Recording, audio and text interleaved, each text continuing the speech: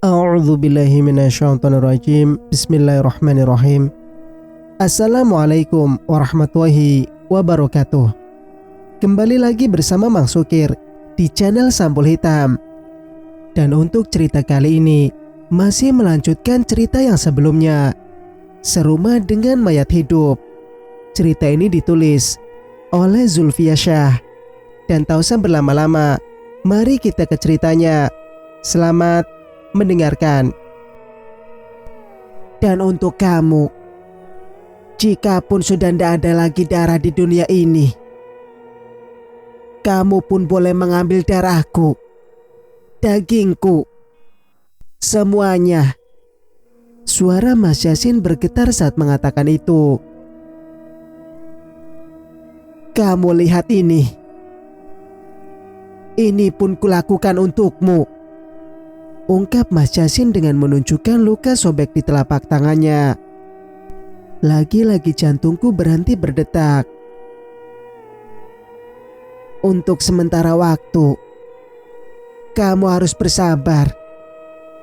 Gunakan cucuk setiap saat.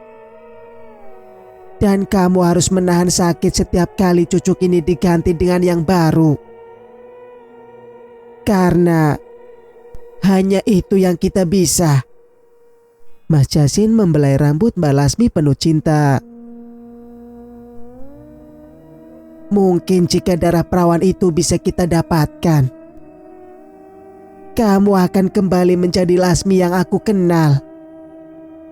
Giliran Mbak Lasmi yang menggeleng sambil terisak. Percayalah, aku tahu darah siapa yang tepat untukmu. Darah dari orang yang masih sedarah denganmu. Lanjut Mas Yasin meyakinkan. Kututup mulutku agar tak berteriak. Dadaku sungguh berdebar.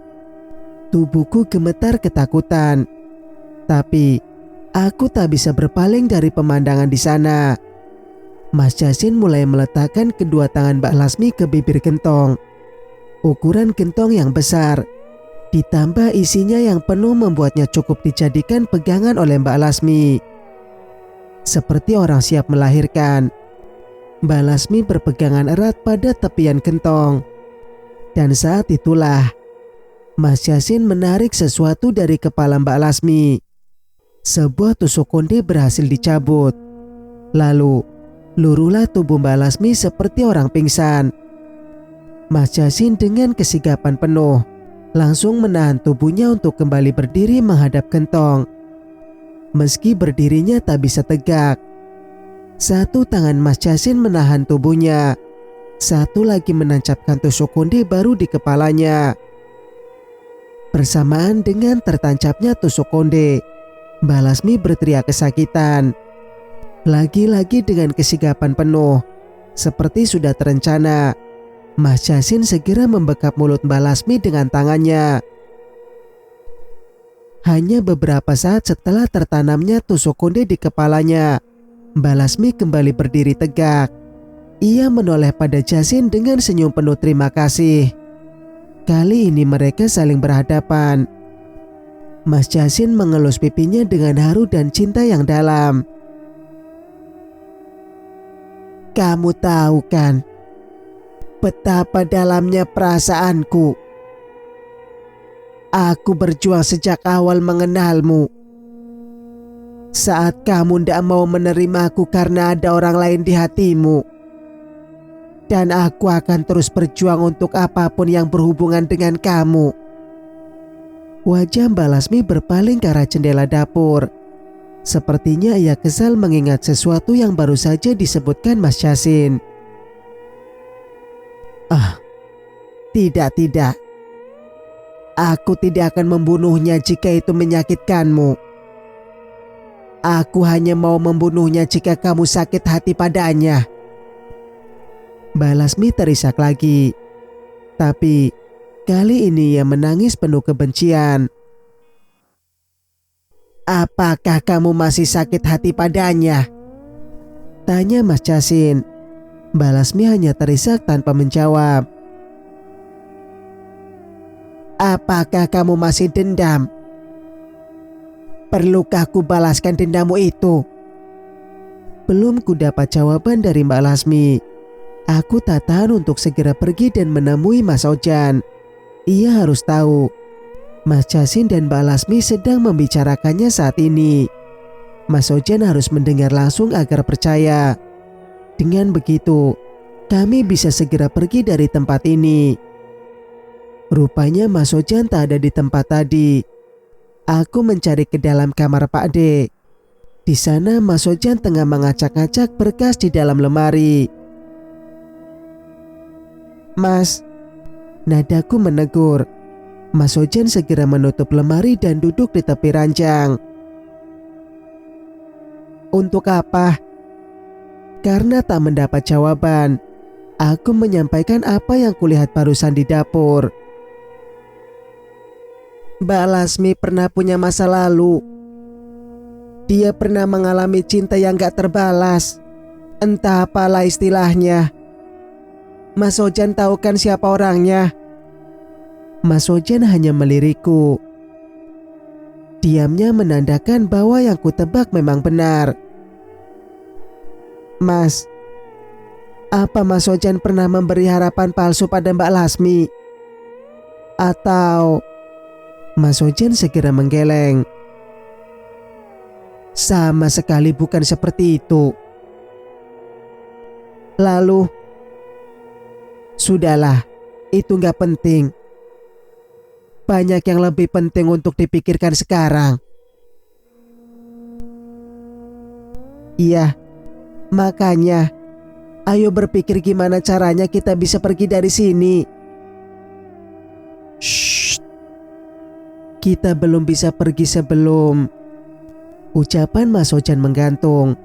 Kami harus sama-sama diam karena mendengar bunyi benda-benda tajam saling beradu. Kuberanikan diri mengintip dari lubang pintu.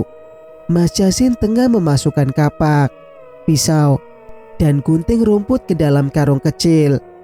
Darahku seketika berdesir ngeri. Singkat cerita, keesokan harinya, semua berjalan normal. Mbak Lasmi memasak, Rati menindakbobokan bayi mayat. Mas Jasin kesana kemari dengan aktivitas yang selalu tak jelas. Aku dan Mas Ojan makan masakan Mbak Lasmi selama yang dimasak bukan daging. Mas Jasin mau kemana? Pertanyaanku menahan langkah Mas Jasin. Mau belanja, jawab Mas Jasin enteng. Di mana ada penjual? Bukankah semua orang menutup pintunya rapat-rapat? Selidiku. Mas Jasin menarik napas. Sepertinya kesal dengan pertanyaanku yang dianggap menghambat aktivitasnya. Toko Pak Sutrisno. Masih ingat? Kita bisa beli apa saja yang kita butuhkan. Apa saja? Racun? Tanyaku.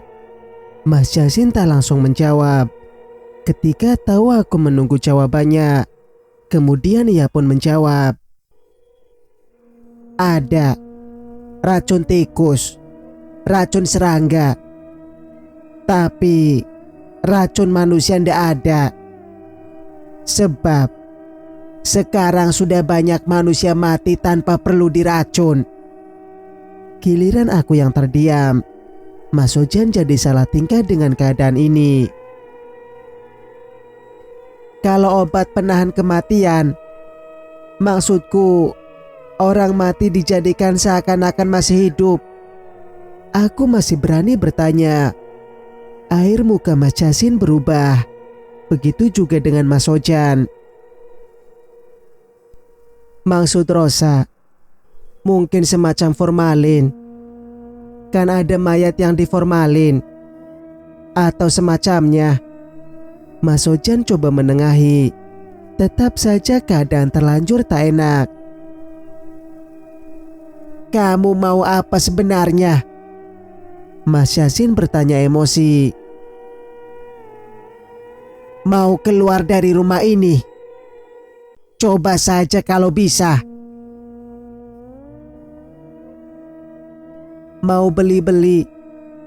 Sama seperti Mas Jasin. Apakah salah? Balasku.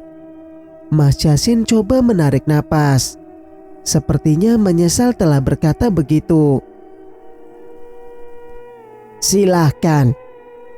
Ayo, mau beli apa? Mau berangkat sendiri atau perlu kuantar? Seakan tak percaya mendengar penawarannya, aku memandang Mas Jasin, dan di ekspresi yang diberikan, ia menawarkan kesungguhan. Biar aku sama Mas Ojan saja. Apa yang mau kalian beli? Titiplah pada kami. Aku menawarkan jasa saking girangnya. Benar, Mas Jasin memberikan kertas berisi catatan belanja. Sekilas daftarnya tampak panjang. Tapi, apa peduliku? Toh aku tak sedang benar-benar ingin membantu. Belanjaannya banyak. Untuk acara kendurenan nanti, ungkap Mas Jasin. Aku tak sabar ingin segera berangkat. Tapi, rupanya Mas Ojan tidak sepertiku. Ia malah masuk dulu ke kamar Pak D. Di sana ia duduk termenung seperti memikirkan sesuatu yang beda dari yang kupikirkan. Ayo, ajakku tak sabar. Sudah, kita nggak perlu bawa apapun. Tinggalkan semua di sini. Kita membawa nyawa saja sudah untung. Pandangan Mas Ojan malah mengitar di seluruh ruangan. Sebenarnya apa sih yang Mas Ojan cari? Tanyaku jengkel. Emosiku hampir meledak. Ku tarik tangan Mas Ojan agar mau berdiri dan segera keluar rumah. Kita akan mati konyol kalau tetap di sini. Kembali ke kota sama konyolnya. Kita juga bisa mati. Selain karena pandemi, rentenir itu mengancam akan membunuh kita. Bukan gak mungkin kan? Balas Mas Ojan. Mas, coba bayangin. Kita hidup sama mayat. Yang mana yang mayat? Kita gak tahu. Aku hampir menangis. Nah, itu kamu tahu. Kita hidup sama mayat. Mayat gak akan bisa berbuat apapun selain menakuti manusia. Kalau manusia hidup, mereka bisa berbuat apapun. Tandasnya. Masalahnya ini bukan mayat biasa. Sayangnya, aku belum bisa memperlihatkan sama Mas Ojan. Setelah berucap begitu, aku langsung keluar rumah. Entah akan kemana. Tak kusangka Mas Ojan mengikutiku. Di tangannya membawa kontak mobil. Ayo. Hanya ajakan itu yang membuatku lega. Ketika mobil mulai di starter, Mas Ojan mematikan kembali. Sebelum bertanya kenapa, baru kusadari ternyata ada Mas Jasin duduk di kap mobil membelakangi kami. Mau tidak mau, Mas Ojan turun menghampiri. Mas Jasin menoleh dan langsung turun dari kap. Jan, cuma mau bilang, kalau terjadi apa-apa panggil saja aku. Baiklah. Mas Ojan segera masuk ke mobil. Aku sendiri tak mengerti maksudnya. Tapi biarlah. Kamu tahu apa arti perkataan Mas Jasin tadi? Tanya Mas Ojan ketika mobil sudah berjalan. Enggak. Kenapa? Itu artinya Mas Jasin gak benar-benar membiarkan kita pergi. Dia pasti akan muncul di tengah jalan, ucap Mas Ojan yakin. Terus, kalau menurutku, kita jangan langsung keluar desa. Kita pura-pura saja belanja dulu sesuai janji kita pada Mas Jasin. Soalnya dia pasti mengawasi kita. Entah lewat apa. Masuk akal juga. Tapi kalau minta pendapatku, lebih baik sesegera mungkin keluar desa. Sayangnya, Mas Ojan seperti sudah mempercayai keyakinannya itu. Aku tak bisa lagi menolak. Kita selesaikan belanja seakan-akan kita benar-benar gak akan keluar desa. Saat keadaan memungkinkan, kita segera keluar. Lanjutnya, ya, apapun strateginya, aku sudah lega karena Mas Ojan mau keluar dari desa ini. Mobil melaju normal, jalanan masih sepi. Tak ada tanda-tanda kehidupan di pagi yang harusnya orang-orang memulai kegiatan. Tak berapa lama, sampailah kami di toko yang dimaksud. Satu-satunya toko yang masih beroperasi di desa ini. Lihat, kok di sana ramai? Tunjuk Mas Ojan pada sebuah ladang luas. Kita ke sana dulu, pintaku. Mas Ojan setuju. Tak jauh dari toko bocah bernama Ilham tersebut, memang ada lahan luas. Sekarang lahan itu ramai. Banyak stand jualan berdiri. Ada biang lala berputar-putar. Sepertinya ada pasar malam. Hatiku girang merasakan ada kenormalan di desa ini. Mas Ojan sempat bertanya pada penjual ubi ungu. Katanya memang benar ada pasar malam.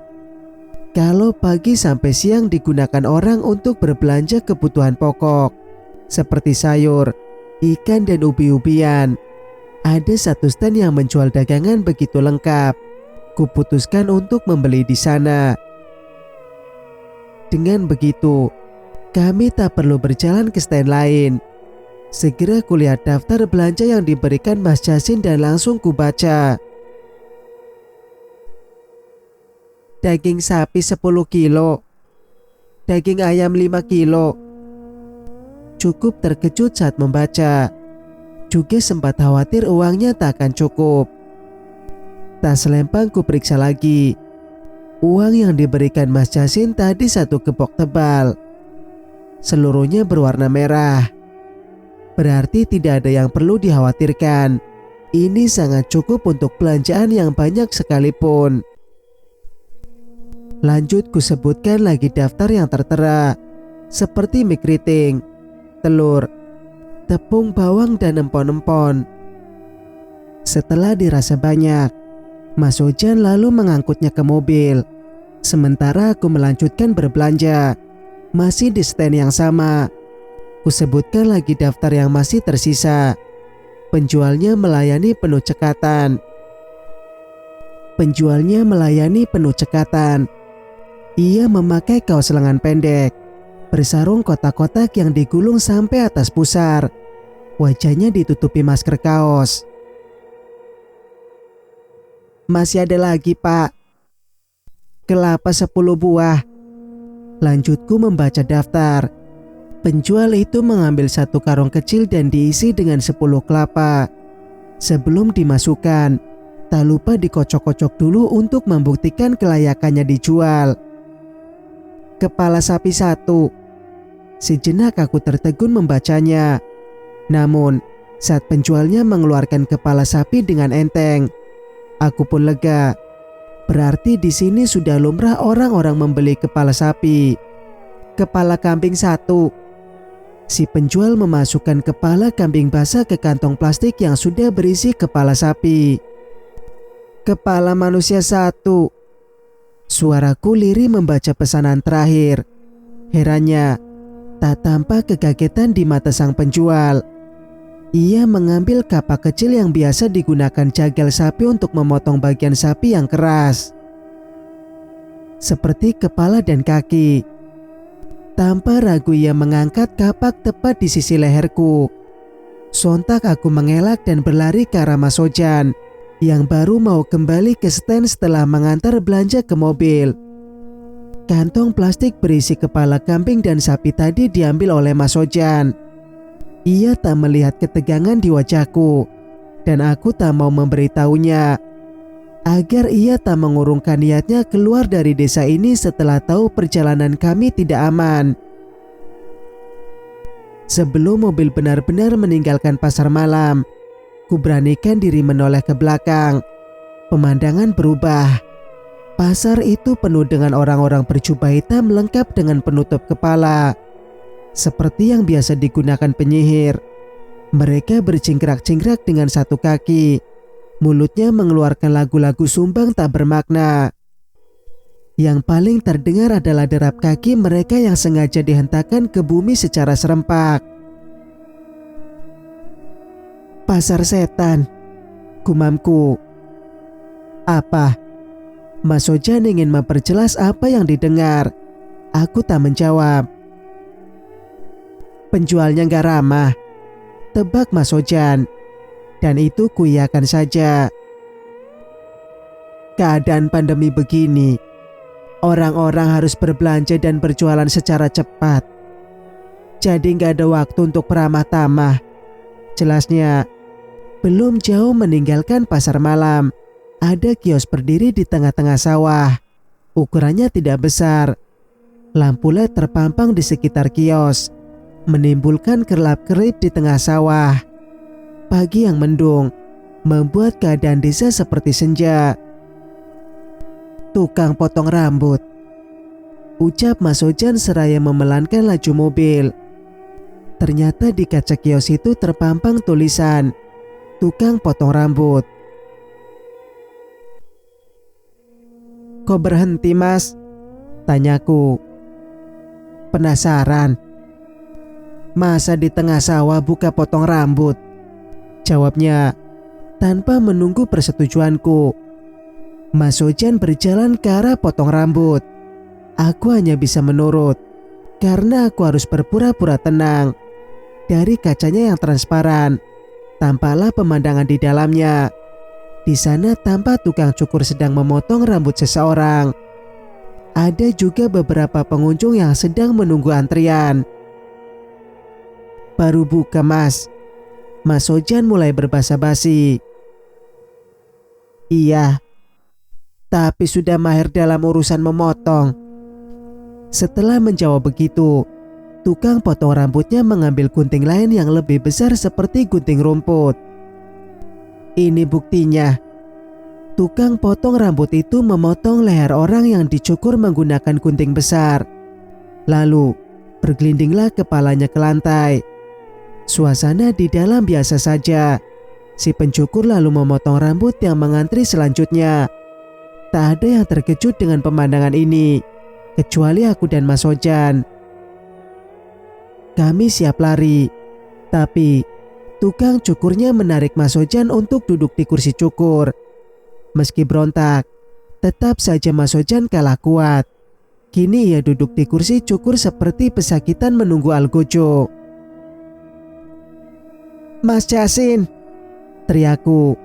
Entah kenapa, aku jadi teringat pesan Mas Jasin tadi sebelum kami berangkat. Katanya, jika terjadi sesuatu, sebutlah nama Mas Jasin. Salah satu pengunjung yang ikut dalam antrian tiba-tiba berdiri. Ia meletakkan koran yang sejak tadi dibacanya. Pemandangan yang sulit dipercaya.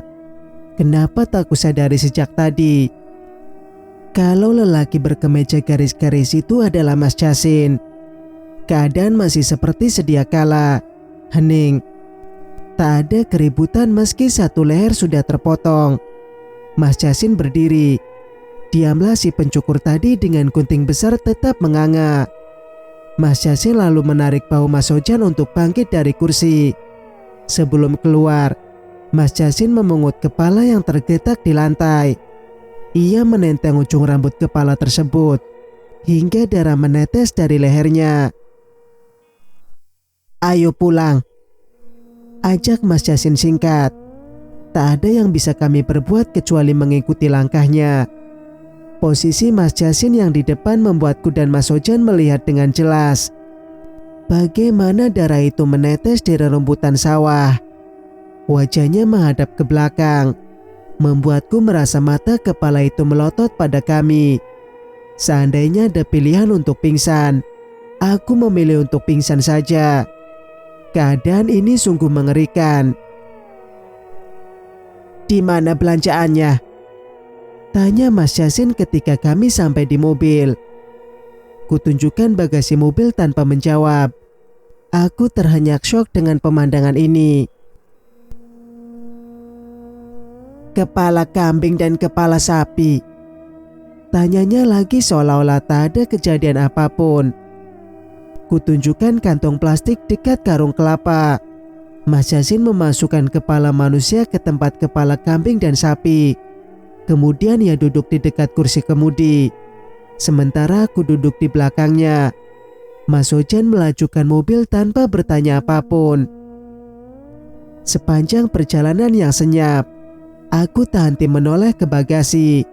Bulu kuduku tetap berdiri, membayangkan bagaimana jika kepala tadi mengintipku dari belakang. Bau anyir darah manusia bercampur dengan darah sapi, kambing dan ayam. Di luar, jalanan masih basah. Sinar matahari yang baru saja mengintai tak cukup mengeringkan embun semalam. Dan lagi, kami sampai di rumah Pak D. Kami kembali lagi. Entah kapan bisa keluar. Singkat cerita, tak seperti biasa, Balasmi dan Rati dengan sigap menyambut kedatangan kami. Maksudnya, sigap membantu membawa belanjaan dari mobil ke rumah. "Harus kerja cepat sekarang. Kita akan punya gawe besar. Dan waktunya ndak banyak." Tukas Mas Yasin seperti mengerti tatapanku pada mereka. "Ndak ada waktu bersantai mulai sekarang. Kita semua harus saling membantu," imbuhnya. Mas Ojan mengangkat karung berisi kelapa. Mas Yasin bagian menurunkan barang belanjaan dari mobil. Aku mengambil bagian yang enteng-enteng saja, seperti bawang dan empon-empon. Balasmi membawa daging, lebih tepatnya menyeret. Mungkin karena daging sebanyak itu terlalu berat. Saat diseret secara perlahan, terbentuklah garis panjang dari darah yang ada dalam daging. Sementara Rati sama pelanya dengan Mbak Lasmi. Ia juga menyeret belanjaan berupa kantong plastik berisi 3 kepala. Karena jalan mereka terlalu lambat, aku mendahului mereka sampai beberapa kali mengangkut. Mas Ojan dan aku sudah beberapa kali bolak-balik dari mobil ke rumah. Balasmi dan Rati belum juga menyelesaikan bawaannya satu kali pun. Meski demikian, mataku tak bisa lepas dari melirik barang yang dibawa mereka. Bagaimana kalau dagingnya bergerak? Bagaimana kalau kepalanya keluar? Serta macam-macam bayangan ngeri lainnya. Usai semua rampung diangkut, aku berniat mengembalikan uang belanjaan pada Mas Yasin. Uang segebok yang diberikannya masih utuh. Belum sempat dibayarkan karena ada insiden yang terjadi sebelum membayar. Ku cari Mas Yasin ke dapur. Sepertinya tadi ia mengecek belanjaan yang dikumpulkan di bawah meja dapur. "Mas Yasin," panggilku. Tak ada sautan, kecuali suara sesuatu yang menyita pendengaranku. Seperti ada suara benda bergerak dalam kantong plastik. Saat hendak ku periksa, kepala manusia memang keluar dari dalam kantong plastik, lalu bergelinding sendiri melewati kakiku. Aku tertegun, tak bisa berlari. Kepala itu terus menggelinding sampai kemudian berhenti karena terbentur tungku masak. "Kamu memanggilku?" Tiba-tiba Mas Yasin muncul dari pintu belakang dapur. Sontak saja aku terkejut hingga terperanjat. Iya, mau ngasih ini." Aku membuka tas lempang untuk mengambil segepok uang berwarna merah. Sesaat mataku melebar. Bagaimana tidak? Dalam tas itu hanya ada segepok daun yang disusun rapi dan bertali karet. "Cuma mau mengembalikan ini." ujarku sok tenang. Padahal kakiku gemetar. Aku pura-pura tak menyadari bahwa yang kulihat hanyalah sekepok daun. Ini uangnya. Mas Yasin pun menerima dengan tenang. Setelah Mas Yasin keluar dari dapur, aku pun segera pergi karena takut ada hal yang mengerikan selanjutnya.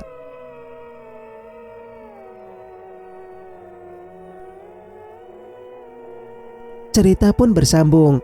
Jika kalian suka dengan ceritanya, jangan lupa untuk like, komen, dan subscribe channel ini agar bisa mendengarkan cerita-cerita berikutnya. Wassalamualaikum warahmatullahi wabarakatuh.